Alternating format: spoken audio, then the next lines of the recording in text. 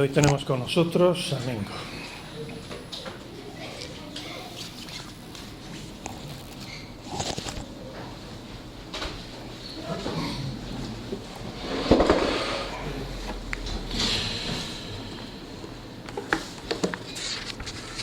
Pues buenos días. Y vamos a seguir con el estudio del libro de Hechos.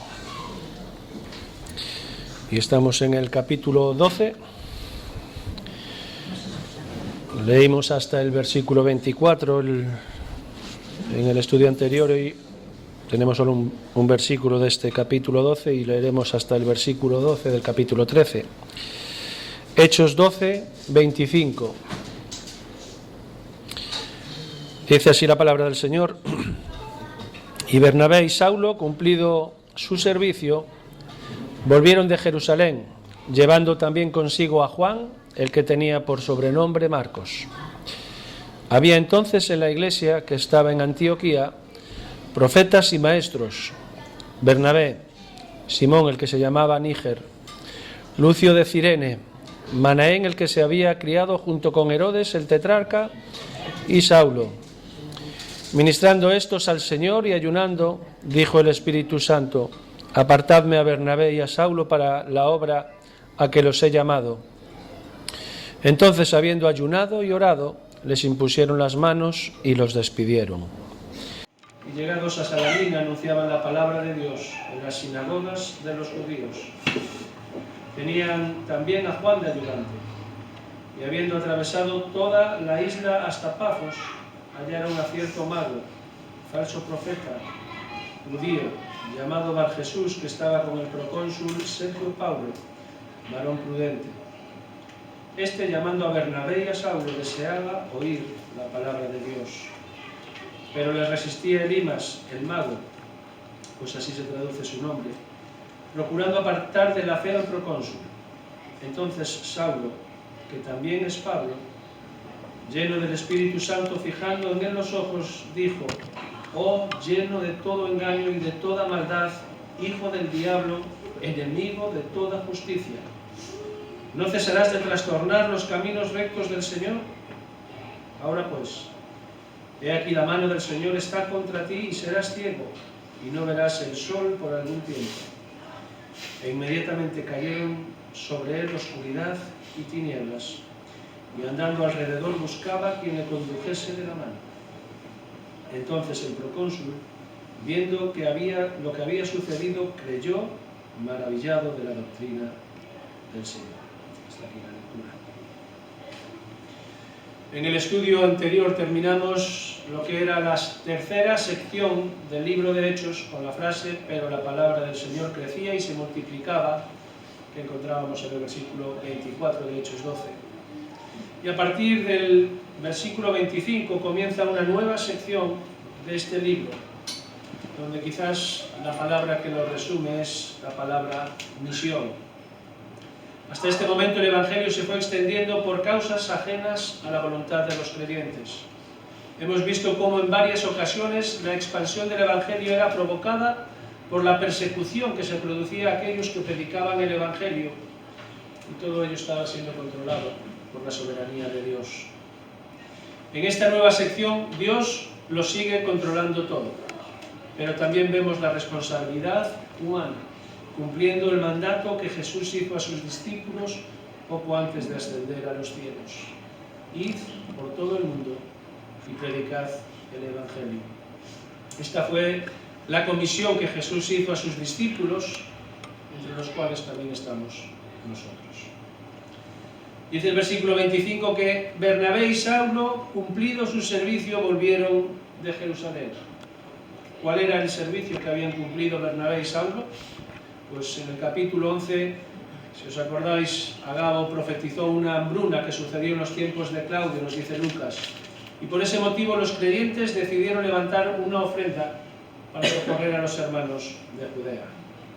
Esa ayuda la enviaron por medio de Bernabé y Saulo.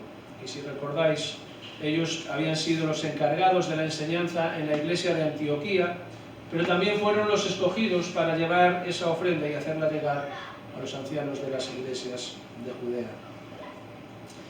cuando fueron a Jerusalén, allí a Judea. Probablemente Pablo y Bernabé se hospedaron en la casa de María, la madre de Juan Marcos. Ya hemos visto esta casa en varias ocasiones y podemos pensar que sería una casa bastante grande, con capacidad para albergar a un grupo de hermanos que allí se solían reunir para orar y también para partir el pan y tener comunión con los otros hermanos. Ya hemos visto también que Bernabé era pariente de María y en aquella casa, junto a Pablo, debió entablar una buena amistad con Juan Marcos, el hijo de María. Juan Marcos sería un joven que quedaría admirado del denuedo de Bernabé y Saulo, de su amor al Señor y su obra. Por eso Juan Marcos fue enviado para partir con ellos a Antioquía y poder también allí ejercer su ministerio en aquella iglesia. El capítulo 13 comienza con la descripción de cómo era la iglesia de Antioquía. Había en la iglesia de Antioquía profetas y maestros. Vimos en el capítulo 11 cómo había comenzado aquella iglesia.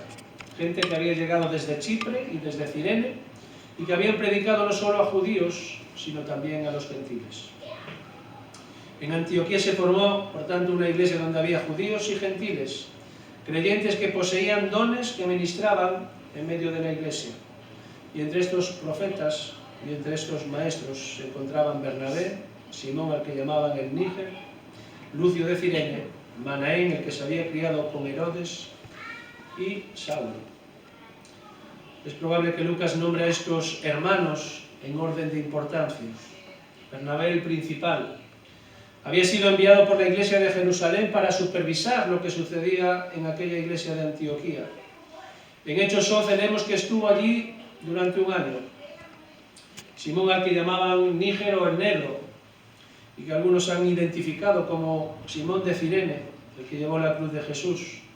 Cirene estaba al norte de África y podía ser Simón de Cirene, un hombre negro, pero no hay absolutamente nada que nos pueda justificar que este Simón fuera el mismo Simón de Cirene.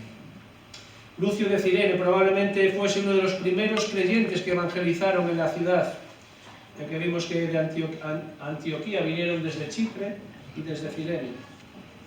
Manaén, que era alguien de la aristocracia probablemente, que había dejado su buena posición para abrazar el cristianismo y trabajar en aquella iglesia de Antioquía. Y finalmente Saulo, que vimos en capítulos anteriores que había sido llamado por Bernabé cuando estaba en la ciudad de Tarso. Esos 5 hombres eran responsables en la iglesia de Antioquía. Eran los encargados de ministrar, de enseñar, y además pasaban tiempo de oración y en ayuno, pidiendo dirección a Dios en cuanto a lo que tenían que hacer. Y en ese tiempo nos dice el texto que se les manifestó el Espíritu Santo, diciéndoles que apartasen a Bernabé y a Saulo para la obra para la que los había llamado. No sabemos cuándo el Espíritu llamó a Bernabé, pero Lucas ya nos ha narrado el llamamiento de Saulo en Hechos 9, 15 y 16. Instrumento escogido me es este para llevar mi nombre en presencia de los gentiles y de reyes y de los hijos de Israel, porque yo le mostraré cuánto le es necesario padecer por mi nombre. Y ya habían pasado unos cuantos años desde que Ananías escuchó estas palabras de parte de Dios y se las transmitió a Saulo. Pero hasta aquel momento no había llegado el tiempo en que Saulo iba a ser ese instrumento para llevar el nombre de Dios por todo el mundo. Ahora sí, el tiempo del Señor había llegado. El Espíritu llamaba a Bernabé y a Saulo para predicar el Evangelio a judíos, gentiles, a reyes y gobernantes. Habían estado ministrando durante bastante tiempo en Antioquía, pero ahora era necesario que saliesen de aquella ciudad. Y al dejar aquella iglesia entendemos que habían dejado a personas capacitadas para seguir ministrando en aquella iglesia, para que no quedase desatendida. La iglesia de Antioquía continuó orando y ayunando, y nos dice Lucas que les impusieron las manos y los enviaron como misioneros. Me llama la atención que tanto Bernabé como Saulo eran quizás las personas más cualificadas de aquella iglesia. Pero ante el mandato del Espíritu Santo, la iglesia no dudó en enviarlos para predicar el Evangelio a los gentiles. ¿Qué iglesia se querría desprender de dos hombres como Pablo y Bernabé? Por medio de la imposición de las manos, aquella iglesia se identificaba con estos hermanos, con el compromiso de orar por ellos y también con el compromiso de sostenerlos, mostrando que tanto los misioneros como la iglesia estaban unidos en el trabajo, en la obra del Señor. Y Bernabé y Pablo, Saulo todavía, comienzan el primer viaje misionero. Y como ya hemos visto en otras ocasiones, los viajes de aquella época no eran como los viajes de hoy. No había coches, no había autopistas, no había barcos cómodos en los que viajar y mucho menos había aviones. Probablemente irían andando y cuando se trataba de navegar, embarcarían en barcos que necesitasen quizás mano de obra para poder viajar de una manera más económica. Y dice el versículo 4, habiendo sido enviados por el Espíritu Santo. Lucas enfatiza que los misioneros son enviados por el Espíritu Santo. Aunque la Iglesia los apoyaba, es el Espíritu Santo el que supervisa la obra de la Iglesia. Sin su supervisión, cualquier intento de evangelizar sería un fracaso. Y nos dice Lucas que desde Antioquía llegaron a Seleucia. Seleucia servía como un puerto marítimo de la importante ciudad de Antioquía. Desde Seleucia, con día claro, se puede ver la costa de Chipre y el viaje se cubría en poco más de un día, si los vientos eran favorables, porque recordemos que de aquella navegaban a vela. Y es llamativo que el viaje misionero empiece en Chipre. Pero tenemos que tener en cuenta que Bernabé era oriundo de esa isla, al igual que algunos de los fundadores de la iglesia de Antioquía. Bernabé conocía las costumbres de los chipriotas, tendría conocidos que pudiesen darle hospedaje, conocería las sinagogas que había allí, recordemos que él era levita, pero sobre todo tendría el deseo de llevar el Evangelio a sus paisanos. Pablo también tenía el deseo de predicar a sus paisanos y así lo reconoce en Romanos 9, del 1 al 5. Verdad digo en Cristo, no miento, y mi conciencia me da testimonio en el Espíritu Santo, que tengo gran tristeza y continuo dolor en mi corazón, porque deseara yo mismo ser anatema, separado de Cristo por amor a mis hermanos, los que son mis parientes según la carne, que son israelitas, de los cuales son la adopción, la gloria, el pacto, la promulgación de la ley, el culto y las promesas, de quienes son los patriarcas, y de los cuales según la carne vino Cristo, el cual es Dios sobre todas las cosas, bendito por los siglos. Amén. Los misioneros llegaron a la ciudad de Salamina y allí se dirigieron a las sinagogas, dice en plural. El plural nos hace pensar que en aquel lugar había muchos judíos y que había varias sinagogas en la ciudad. En las sinagogas pudieron seguro abrir las escrituras del Antiguo Testamento, demostrando que Cristo era el cumplimiento de las profecías mesiánicas.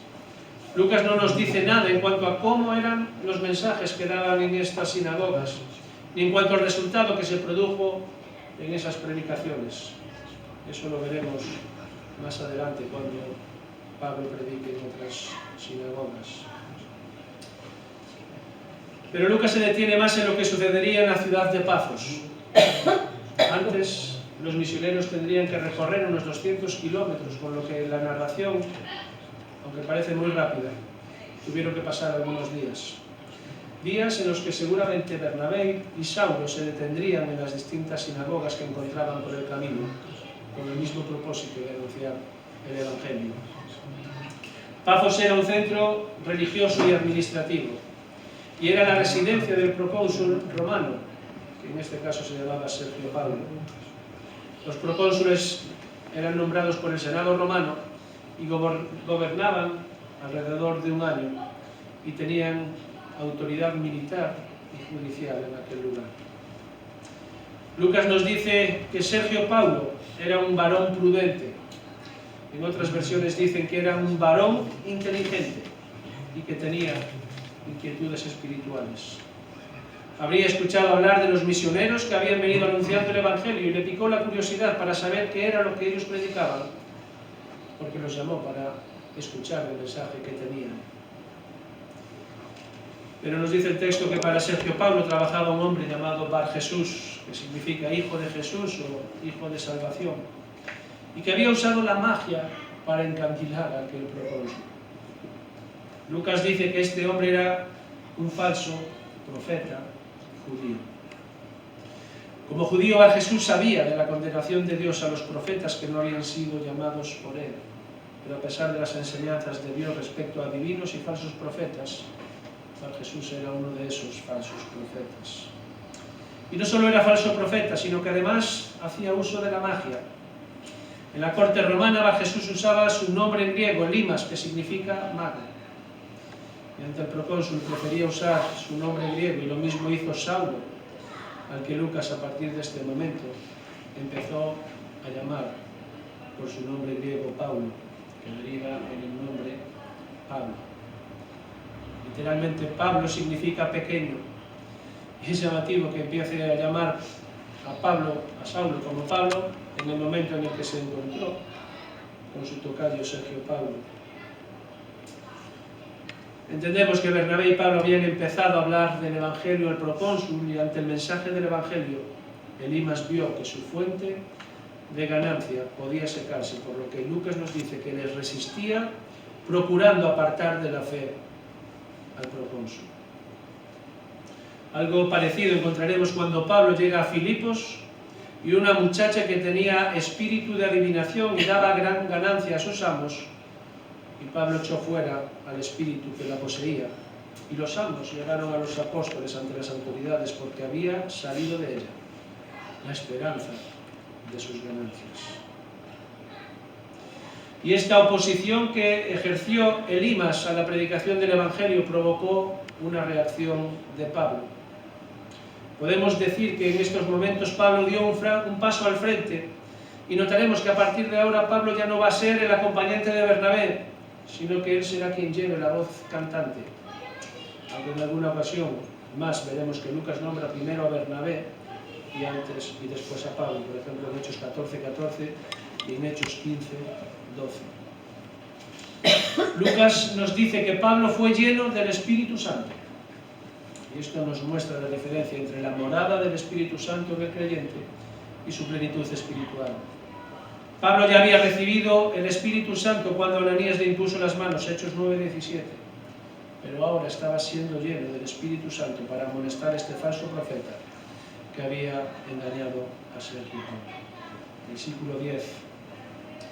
Oh, lleno de todo engaño y de toda maldad, hijo del diablo, enemigo de toda justicia, ¿no cesarás de trastornar los caminos rectos del Señor? Qué palabras más duras, ¿verdad? Pablo lo miró fijamente y le puso el nombre que realmente le correspondía a este hijo de Jesús. Lo llamó hijo del diablo. Al que se llamaba hijo de salvación, me dijo que estaba lleno de engaño y de maldad, y que estaba perdido. Este Elimas se oponía al Señor, y esto hizo que el Señor lo castigase con ceguera. He aquí la mano del Señor está contra ti y serás ciego, y no verás el sol por algún tiempo. E inmediatamente cayeron sobre él oscuridad y tinieblas, y andando alrededor buscaba quien le condujese de la mano. No sabemos cuánto tiempo duró esta ceguera, pero este relato sin duda nos recuerda lo que había sucedido con Pablo en el capítulo 9, cuando el Señor Jesucristo se encontró con él. En Hechos 9 se nos dice que el resplandor cegó a Pablo y que luego entró en Damasco de la mano de quienes lo acompañaban. Este Elimas ahora quedó ciego y buscaba a alguien que le hiciese de lazarillo y que lo pudiese guiar. Qué imagen más lamentable dio este falso maestro, este falso profeta Elimas, dando tumbos, incapaz de ver, clamando a la gente para que le tomara de la mano, para que lo llevase de un lugar a otro. Es que en este encuentro entre Pablo y Elimas, Pablo triunfó y su oponente quedó sumido en la más profunda oscuridad. Y la inmediatez del castigo que cayó sobre Elimas sin duda sorprendió al procónsul, quien entendió que Pablo era el verdadero profeta del Señor y Elimas un impostor. Entonces el procónsul, viendo lo que había sucedido, creyó, maravillado de la doctrina del Señor. Aquel tremendo milagro había despertado la fe de Sergio Paulo, pero Lucas destaca que quedó maravillado de la doctrina. Y es que la fe viene por el oír la palabra de Dios. Romanos 10:17. Es lo que estamos viendo a lo largo de todo el libro de Hechos. Lucas dice que la gente acepta a Cristo cuando escucha el Evangelio. En Hechos 8, los samaritanos creen cuando Felipe proclama las buenas nuevas en medio de ellos. Hechos 8:12. Y Felipe enseña a un eunuco etíope, quien después de creer el Evangelio sigue su camino lleno de gozo. Hechos 8:39.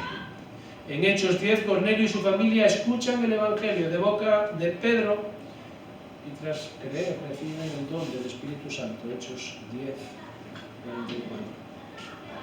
Es que, queridos hermanos, nosotros seguimos siendo llamados a predicar el Evangelio. Hemos visto el ejemplo de Bernabé, que comenzó a predicar a sus paisanos. Y creo que todos tenemos o deberíamos tener inquietud por familiares y por vecinos que no conocen al Señor y que van directos a la condenación eterna. Pues pidamos al Señor que nos dirija, que nos guíe y que nos dé oportunidad de hablarles del Evangelio y que el Señor toque sus corazones. Amén.